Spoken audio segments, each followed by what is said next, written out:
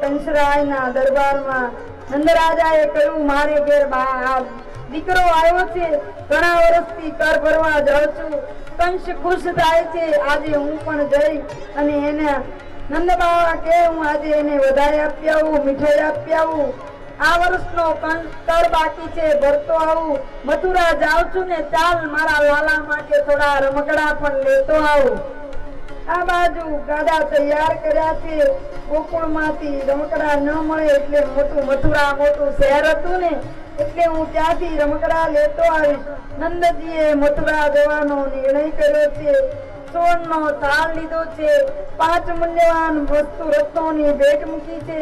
શુભ સમાચાર પણ સંભળાવ્યા છે. નંદરાજા કંસના દરબારમાં આવ્યા છે. કંસરાય, મારા વૃદ્ધાવસ્થા મુજ રંકને ઘેર ભગવાને દીકરો આપ્યો છે. આ હું તમારા માટે અમૂલ્ય રત્ન થાળ લઈને આવ્યો છું. તમને ભેટ આપવા આવ્યો છું. મારે ઘેર પુત્ર જન્મો ને તેની વધાઈ હું લઈને આવ્યો છું. આ તમારો કર પણ લાવ્યો છું. આજે મારા નંદરાયજીને જોઈને કંસ કે છે, વાહ, મારા પ્રજાપતિ કે મારા પ્રજાપતિનો જનો કેવા વફાદાર છે. મને કર દેવા સામેથી આવે છે. જાણે અજાણે પણ કંસે ભગવાન લાલાને આશીર્વાદ આપ્યા છે. તમારો લાલો 100 વર્ષનો થાય, એનો શત્રુ હોય એનો નાશ થાય. નંદરા ભગવાન મનમાં હસવા માંડ્યા કે વાહ મામા, તમે મને સરસ આશીર્વાદ આપી દીધા. મારા શત્રુનો નાશ થાય, હું 100 વર્ષનો થાઉં. મામા, તમે તમારા મુક્તિ જ મને આશીર્વાદ આપ્યા છે. નંદરાજ લાલો મનમાં વિચારે છે, મામાનું તો આશીર્વાદ લેવા જ પડે, અને અનાયસે મામાના આશીર્વાદ આપણને મળી ગયા છે. કંસને આજે આનંદ છે. નંદ બાબા એમના સાચા વફાદાર પ્રજાજન હતા અને એમના માટે કર નિયમિત ભરતા હતા. એટલે આજે કંસને પણ સાચા હૃદયમાં આનંદ થયો. કંસે કીધું, તારો પુત્ર યશસ્વી થજો, 100 વર્ષનો થજો, તારા પુત્રનો જય જયકાર. ભગવાન મંદ મંદ હસવા માંડ્યા. ચાલો, આજે મામા તરફથી પણ આશીર્વાદ મળી ગયા છે. નંદરાજાના પુત્ર તેનો કાળ છે. દેવકીનો 8મો ગર્ભ છે. એ કંસને ખબર નથી. કંસને ખબર હોત તો આટલી વિધાતાની વક્રતા ન જોત, તે ત્યાં જ મારી નાખત. ભોળા નંદ બાવાએ કહ્યું, મારે ઘેર પુત્ર આવ્યો, તમે બહુ ખુશ થયા. નંદજી મથુરા આવ્યા છે. વસુદેવને તેમને મળવા તેમના ઉતારે ગયા. પરમ મિત્ર જાણી નંદજીને ઉઠી વસુદેવ ભેટ્યા છે. બંનેનું મિલન થયું છે. વસુદેવની આંખમાં આજે અર્કના આંસુ આવ્યા છે. પરસ્પર મિલન થાય છે, પણ કઈ બોલતા નથી. બંને મિત્રો વાતોએ વહી ગયા છે. વચ્ચે વાર્તાલાપમાં ઘણો રહસ્યમય છતાં આનંદમય છે. વસુદેવજી કહે છે, નંદ બાવા, તમારે પાછલી ઉંમરમાં પુત્ર થયો. બળરામ મારો પુત્ર છે, પણ એને તમારો પુત્ર જાણજો.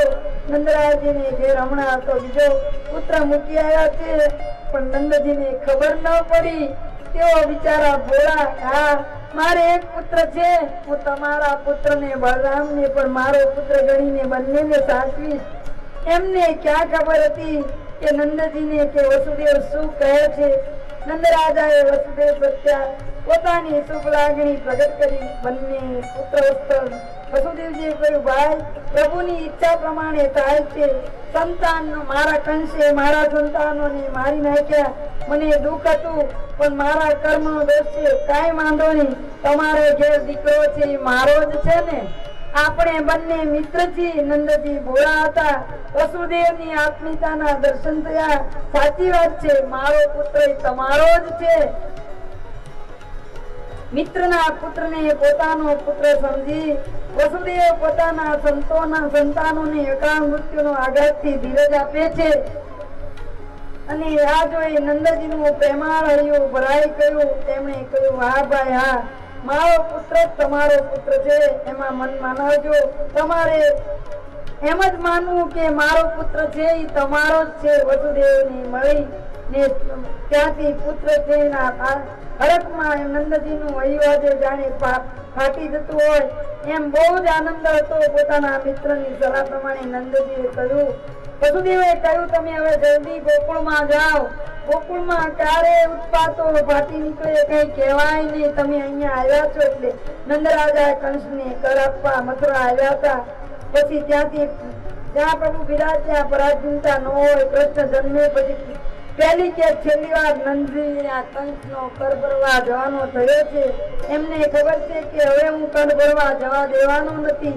નંદરાજાને ખબર હતી કે હું છેલ્લી વાર કંસનો કર ભરવા આવ્યો છું. નંદજીને હાજરીમાં જે સત્ય હતું તે બન્યું.